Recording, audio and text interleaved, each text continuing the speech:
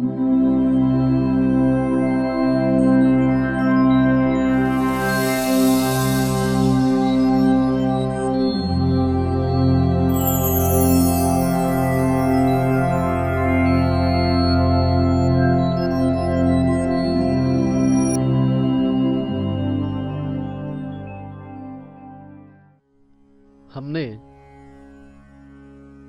जो विषय लिया है प्रवचन के लिए, वो विषय है संसार सुखमय करना ही परमार्थ।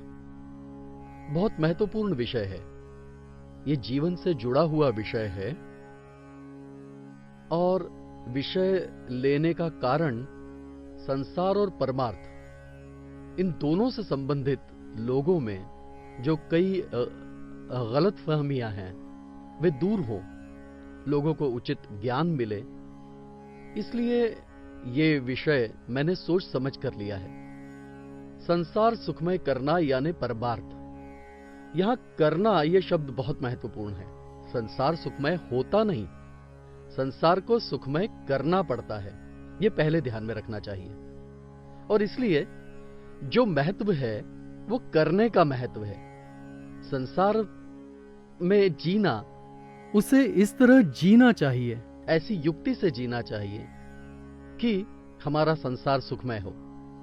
और संसार जब सुखमय होता है तब उसे परमार्थ कहते हैं। मजे की बात यह है कि गणित की भाषा में कहें तो संसार प्लस सुख इक्वल टू परमार्थ, संसार प्लस दुख इक्वल टू अनर्थ। यह मैंने पिछले प्रवचन में कहा था। और इसलिए हमें अनर्थ चाहिए या परमार्थ चाहिए, या आखिर में हमें ही तय करना है, क्योंकि ये सब हम पर निर्भर है। और इसलिए संसार सुखमय करना यानी परमार्थ, ये बात ध्यान में आई तो संसार को हम जो दोष देते हैं, संसार बुरा है, संसार दुखों की जड़ है, संसार दुखों का आगर वगैरह वगैरह, हम संसार को दोष देते हैं। और उसी का परिणाम यदि हम देखें तो संसार से लोग कहीं दूर भाग जाने का प्रयत्न करते हैं। फिर हम कहते हैं वो साधु बन गया, वो सन्यासी बन गया, वो बैरागी हो गया, वगैरह वगैरह हम कहते हैं। परंतु ये सारा पलायनवाद है, ऐसी हमारी स्पष्ट राय है। और इसलिए संसार को सुखमय करना पड़ता है, उसके लिए युक्ति चाहिए। सभी चीजें सच कहें तो युक्ति से ही होती हैं। शक्ति से जो काम नहीं होते वो युक्ति से आसानी से हो जाते हैं। और इसलिए संसार को सुखमय करने के लिए भी युक्ति जरूरी है। और युक्ति के लिए समझदारी चाहिए, ये पहले ध्यान में रखना चाहिए। और इसलिए जीवन विद्या ऐसा कहती है कि संसार को सुखमय करना यानी परमार्थ। और इसलिए संसार को सुखमय करने के लिए हमें क्या करना चाहिए? करना, इस शब्द पर मैंने जोर दिया है। इसका अर्थ है करना यानी कर्म करना। कर्म करना एक महत्वपूर्ण भाग है। आज लोगों की ऐसी धारणा है कि सब हमारे नसीब में लिखा है, वैसे ही सब होगा। ऐसी लोगों की धारणा है कि जो नसीब में लिखा होगा वही होगा। हम कुछ करें या फिर न करें, जो होना है वो होकर रहेगा। ऐसी बहुत से लोगों की धारणा है। जीवन विद्या को यह स्वीकार नहीं। जीवन विद्या ऐसा कहती है कि नसीब नसीब जिसे हम कहते हैं, यह नसीब आता कहां से है? वो आसमान से नहीं टपकता या जमीन से नहीं उपजता। तो ये जो नसीब जो निर्मित होता है वो हमारे कर्म से निर्मित होता है। और इसलिए कर्म बहुत महत्वपूर्ण है।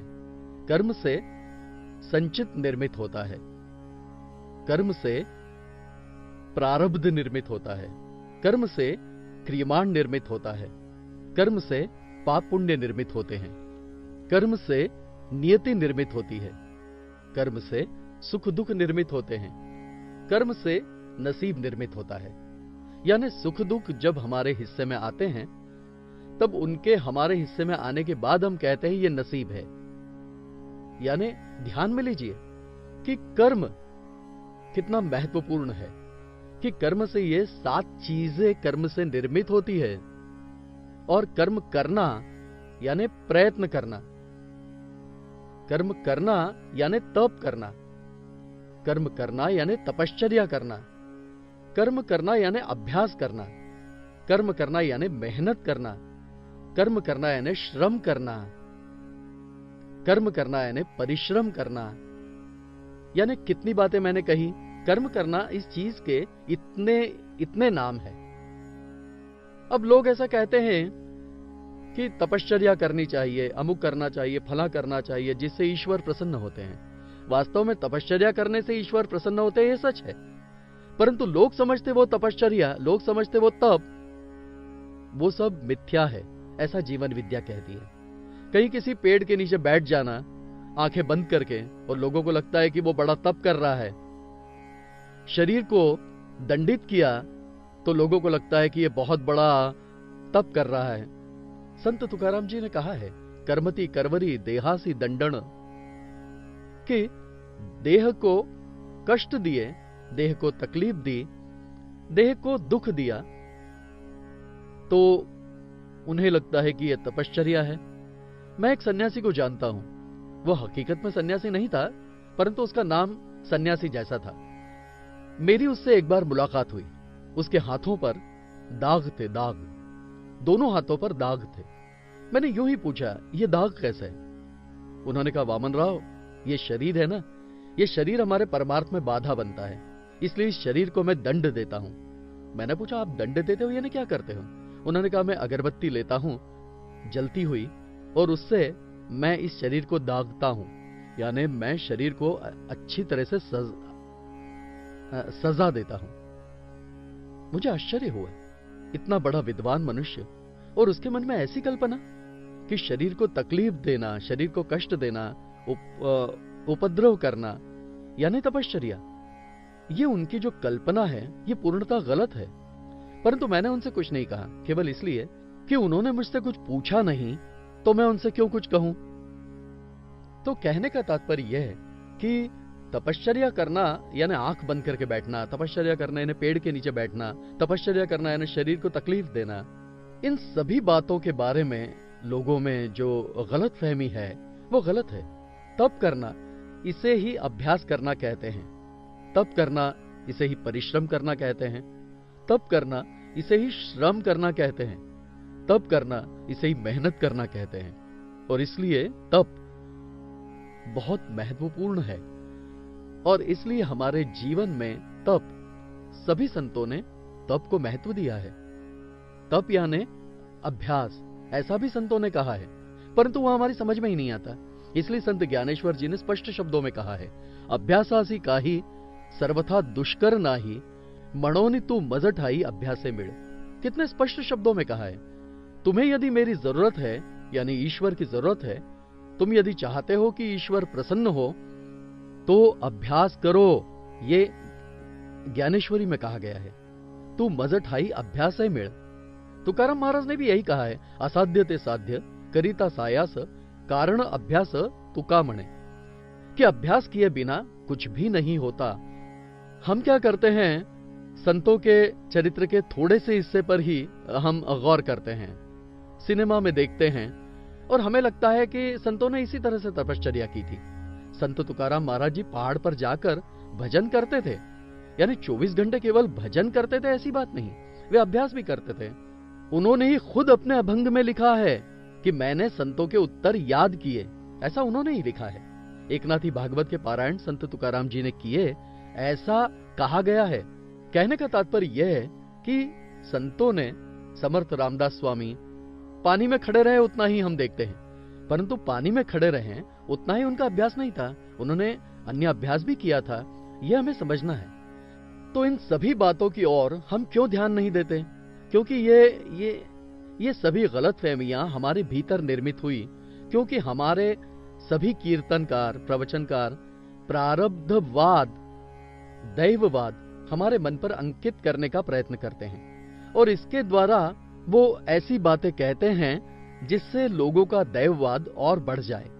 तो कहने का तात्पर्य यह कि सभी कीर्तनकार, प्रवचनकार ऐसा करते हैं, यह मेरा कहना नहीं है, परंतु अधिकतर कीर्तनकार, प्रवचनकार ऐसा करते हैं, और लोगों को विभिन्न प्रकार की कथाएं बताकर, वे अधिक रंजक बनाकर उनमें प्रारब्धवाद, दैववाद, नसीबवाद उनके भीतर बोने का, पनपाने का, बढ़ाने का दृढ़ करने का प्रयत्न करते हैं।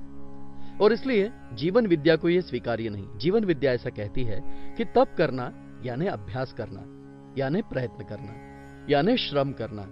और इसलिए तप किए बिना, अभ्यास किए बिना कुछ भी नहीं होगा, यह पहले समझ लेना चाहिए। अब अभ्यास किसे करना चाहिए? अभ्यास हर किसी को करना होता है। कब तक? मृत्यु तक। जीवन विद्या क्या कहती है? अभ्यास कब तक करना है? मृत्यु तक अभ्यास करना है। किसे करना है? हर किसी को करना है। क्यों करना है? ज्ञान प्राप्त करने के लिए। ज्ञान क्यों प्राप्त करना चाहिए? ज्ञान के सिवा मानव में मानवता नहीं आती। मानव ये मानव साबित होता है यदि उसमें ज्ञान हो तो। यदि उसके पास ज्ञान नहीं हो तो मानव और पशु, इनमें यदि कोई अंतर है तो 2 पैरों का। जो अंतर है वो केवल 2 पैरों का है। उसके 4 पैर है, तुम्हारे 2 पैर है, इतना ही अंतर।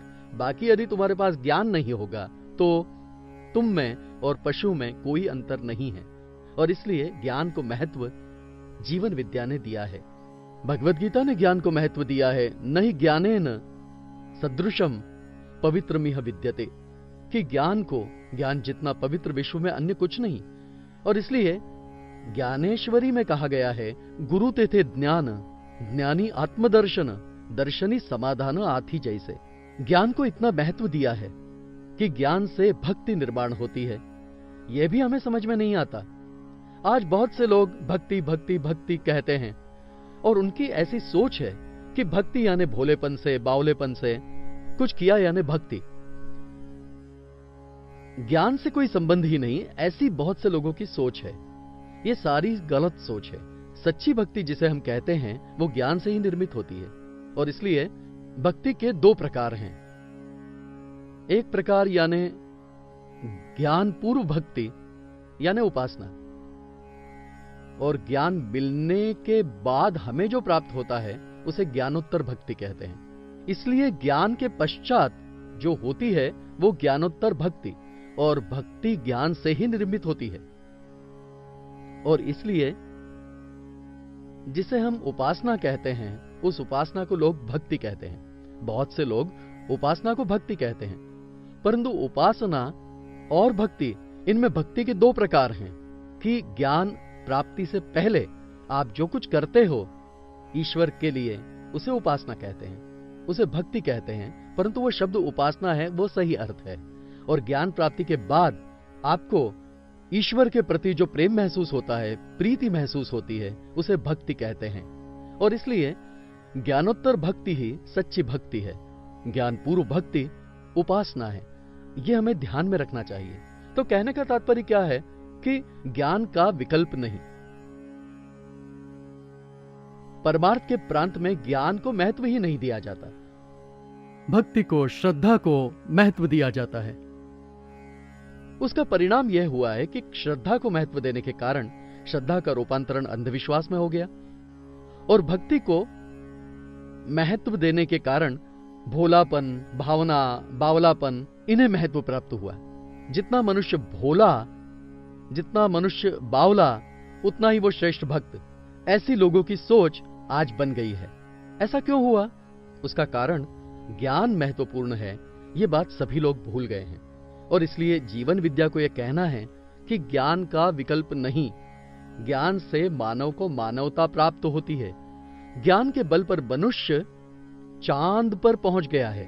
ज्ञान के बल पर मनुष्य ने आज विभिन्न तरह की खोजें की हैं, और ज्ञान के बल पर ही मनुष्य को ईश्वर प्राप्त होता है। यह हमें ध्यान में रखना है। और इसलिए बुद्धिग्राह्यम अतीन्द्रियम, ऐसा जो भगवद गीता में कहा गया है कि अतीन्द्रिय तत्व जो है, जिसे हम ईश्वर कहते हैं या हमारा सच्चिदानंद स्वरूप कहते हैं, वो ग्राह्यम, बुद्धिग्राह्य है, ऐसा कहा गया है। ददामि बुद्धि योगम तम येन मामुपयांति ते, ऐसा एक जगह भगवद गीता में कहा गया है। और इसलिए बुद्धि का महत्व, ज्ञान का महत्व अपरंपार है। उसकी हम जितनी उपेक्षा करेंगे उतनी हमारी अधोगति ही होगी, प्रगति नहीं होगी। व्यक्ति की प्रगति, परिवार की प्रगति, समाज की प्रगति, राष्ट्र की प्रगति यदि करनी हो तो राष्ट्र के लोग, समाज के लोग, परिवार के लोग, व्यक्ति, ये सभी ज्ञान पूजक होने चाहिए। ज्ञान के उपासक होने चाहिए। इसलिए ज्ञान ही ईश्वर और अज्ञान शैतान, ऐसा जीवन विद्या कहती है। ज्ञान ही ईश्वर है। हमने ईश्वर का पर्सोनिफिकेशन किया है और उससे कई गड़बड़ियां हुई हैं। यह हमारी समझ में नहीं आता। हमने ईश्वर का चित्रीकरण किया, मूर्तिकरण किया, व्यक्तिकरण किया और फिर हम उन्हें ईश्वर के अवतार तथा फला फला ये सब जो हम कर रहे हैं, इससे हमारी प्रगति होने की बजाय अधोगति होगी। यह हमें ध्यान में रखना चाहिए। इसलिए जीवन विद्या ऐसा कहती है कि अभ्यास का विकल्प नहीं। अभ्यास सबसे महत्वपूर्ण है और अभ्यास करके प्राप्त करना है ज्ञान। और ये ज्ञान किसे प्राप्त करना है? हर किसी को। कब तक प्राप्त करना है? मृत्यु तक। इसलिए शिक्षा, इस शब्द का अर्थ ही हम बताते हैं, हर क्षण में सीखना यानी शिक्षा। शिक्षा यानी अब हम ग्रेजुएट बन गए, अब हमारी शिक्षा पूरी हुई, ऐसा लोग समझते हैं। हम डबल ग्रेजुएट हो गए, हमारी शिक्षा पूरी हो गई, ऐसा लोग समझते हैं। शिक्षा कभी पूरी नहीं होती और इसलिए शिक्षा यानी हर क्षण में सीखना, इसे शिक्षा कहते हैं। और हमें ये सीखते रहना चाहिए मृत्यु तक। और इसलिए इस शिक्षा को मैं महत्व देता हूं। अब ये शिक्षा किससे प्राप्त करनी चाहिए? ऐसा एक प्रश्न मुझसे किसी ने पूछा कि शिक्षा आप कहते हो, शिक्षा किससे प्राप्त करें? ये शिक्षा किससे प्राप्त करें? उसे कोई भी बंधन नहीं, जहां से और जिससे मिले ये शिक्षा प्राप्त करनी है। एक छोटा बच्चा भी यदि हो तो उससे भी सीखने जैसा कुछ होता है। कोई एक छोटा बच्चा हो तो हम कहेंगे कि इस छोटे बच्चे से क्या सीखने को मिलेगा? छोटे बच्चे से भी सीखने मिलता है। एक शराबी है, आप कहोगे शराबी से सीखने जैसा क्या है? होता है, शराबी से भी सीखने जैसा बहुत कुछ होता है। आप पूछोगे कैसे? बताता हूं। कोई एक शराब पीने वाला मनुष्य शराब पीकर गटर में गिरा हुआ है। उसकी तरफ जब आप देखते हो तब वो आपसे बिना कुछ बोले ही कहता है कि शराब पीकर मेरी क्या अवस्था हुई है, मैं गटर में पड़ा हुआ हूं, मेरे पूरे शरीर पे जख्म हुए हैं गिरने के कारण, मेरी बुद्धि भ्रष्ट हो गई है, मेरे सारे पैसे खर्च हो गए हैं, समाज में मुझे किसी प्रकार का स्थान नहीं है। और ऐसी परिस्थिति को मैंने आमंत्रित किया है क्योंकि मैं शराब पीते पीते गटर में गिरने लगा, मेरी इतनी दैन्यावस्था हो गई है, दुर्दशा हो गई है, इसलिए आप शराब मत पीना। ये वो शराबी आपसे साफ साफ कहता है, वो भी न बोलकर। और आपको उससे यही सीखना होता है कि शराब पीने से ये हो सकता है, इसलिए मैं शराब नहीं पीऊंगा। ऐसा हर किसी ने कहना चाहिए। सीखने जैसा शराबी के पास भी है, सीखने जैसा बच्चे के पास भी है, सीखने जैसा बड़े आदमी से है, सीखने जैसा छोटे आदमी से भी है। और इसलिए प्राणी, ये जो विविध प्राणी, उन प्राणियों से भी सीखने जैसा बहुत कुछ होता है। ये जो पेड़ वनस्पतियां हैं, उनसे सीखने जैसा है, सीखने जैसा बहुत कुछ है। और शिक्षा कहां से प्राप्त करें?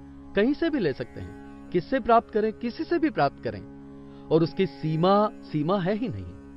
अजी ज्ञान की जहां सीमा नहीं, वहां आपके प्रयत्नों की सीमा कैसे हो सकती है? इसलिए जीवन विद्या ऐसा कहती है कि नॉलेज इज इन्फिनिट। जिसे हम ज्ञान कहते हैं, नॉलेज कहते हैं, वो इन्फिनिट है। और इन्फिनिट का अर्थ ही है अनंत। नॉलेज इज अनंत, इन्फिनिट। और इसलिए हम बार बार जन्म लेते हैं। उसका कारण क्या? लोग कहते हैं बार बार जन्म लेना यानी पाप, लोग कहते हैं बार बार जन्म लेना यानी तकलीफ। और इसलिए लोग कहते हैं हमें मोक्ष चाहिए, मुक्ति चाहिए, और इसलिए वे पलायनवाद का स्वीकार करते हैं। और मोक्ष के लिए, जन्म मृत्यु से छूटने के लिए लोग प्रयत्न करते हैं। हमें यह अमान्य है। हम कहते हैं कि हम जन्म लेते हैं ज्ञान प्राप्त करने के लिए। ज्ञान कितना है? इन्फिनिट है। और ये इन्फिनिट ज्ञान प्राप्त करने के लिए हमें कितने जन्म लेने पड़ेंगे? आप कितने ही जन्म ले लो, तब भी आप अज्ञानी ही हो, यह आपको समझ में आ जाएगा। क्योंकि नॉलेज इज इन्फिनिट, ज्ञान इन्फिनिट है। ज्ञान प्राप्ति करने के लिए हम जन्म लेते हैं, यह हमें समझ लेना चाहिए। ये यदि हम भूल गए तो जो है उसमें हम संतुष्ट रहेंगे कि मैं ग्रेजुएट हो गया, अब मुझे कोई ज्ञान प्राप्त करने की जरूरत नहीं। आज वैसी परिस्थिति हुई है। लोग एसएससी होते हैं, 12वीं पढ़ते हैं, ग्रेजुएट होते हैं या डबल ग्रेजुएट होते हैं और उन्हें ऐसा लगता है कि हमें सब कुछ मिल गया। ऐसा नहीं है, यह हमें ध्यान में रखना है। और इसलिए जीवन विद्या ऐसा कहती है कि ज्ञान इन्फिनिट है, आपको उसे निरंतर प्राप्त करते रहना चाहिए, मृत्यु तक। यह मैं क्यों कह रहा हूं कि ज्ञान को मैंने इतना महत्व दिया है कि ज्ञान का विकल्प ही नहीं, ज्ञान का विकल्प ही नहीं। और इसलिए इस राष्ट्र के लोग जितने ज्ञानी बनेंगे, जितने होशियार बनेंगे, जितने बुद्धिमान होंगे, उतनी राष्ट्र की प्रगति होती जाएगी। इसके विपरीत यदि इस राष्ट्र के लोग अवतार की प्रतीक्षा करते रहेंगे, ईश्वर का अवतार प्रकट होगा और फिर वो हमें सभी संकटों से मुक्त करेगा, फिर वो हमें सभी दुखों से मुक्त करेगा, और इसलिए ईश्वर की प्रतीक्षा करने वाले लोग हैं। और यदि ईश्वर की प्रतीक्षा करते रहोगे, अवतार प्रकट होगा ऐसी प्रतीक्षा करते रहोगे, तो आपका नुकसान अवश्य होगा, ये ध्यान में रखिए। ईश्वर अवतार लेते नहीं। ये अवतार वगैरह जो कहा जाता है, ये जीवन विद्या को स्वीकार्य नहीं। अवतार वगैरह, ईश्वर अवतार लेते नहीं। मैंने पहला सिद्धांत प्रस्तुत किया है कि परमेश्वर किसी पर भी कृपा नहीं करते और परमेश्वर किसी पर भी क्रोधित नहीं होते। वे कृपा और क्रोध करने की झंझट में पड़ते ही नहीं। वे न्याय नहीं करते। उनका जो है वो सब प्रकृति के नियमों के अनुसार है, और इसलिए प्रकृति के नियम मनुष्य जीवन में बहुत महत्वपूर्ण है। वे डिटरमिनिंग फैक्टर्स हैं। ये जीवन विद्या ने प्रस्तुत किया हुआ महत्वपूर्ण सिद्धांत है। एक बार ये बात आपके ध्यान में आई कि मनुष्य ही अपनी नियति, अपना नसीब अपने कर्म से ही निर्मित करता है। फिर वो सत्कर्म होगा तो वो सुख निर्मित करेगा, दुष्कर्म होगा तो वो दुख निर्मित करेगा।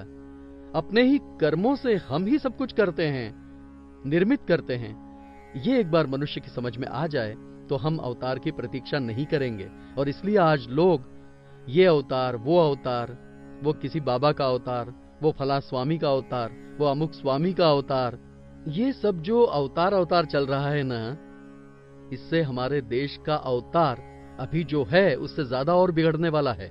ये हमें ध्यान में रखना है। तो कहने का तात्पर्य यह है कि ज्ञान का विकल्प नहीं, और इसलिए ज्ञान संपादित करने का प्रयत्न मृत्यु तक करना चाहिए।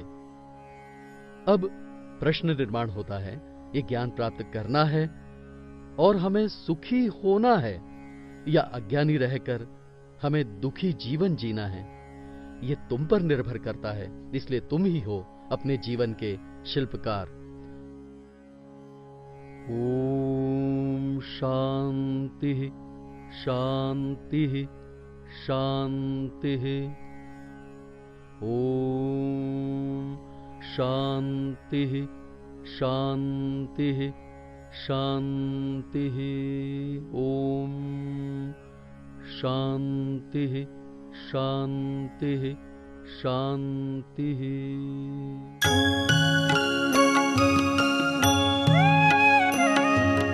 हे ईश्वर सबको सन्मति दे, आरोग्य दे, सबको सुख दे, आनंद और ऐश्वर्य दे, सबका भला कर, कल्याण कर, रक्षण कर, और तेरा मीठा नाम मुख में निरंतर रहने दे।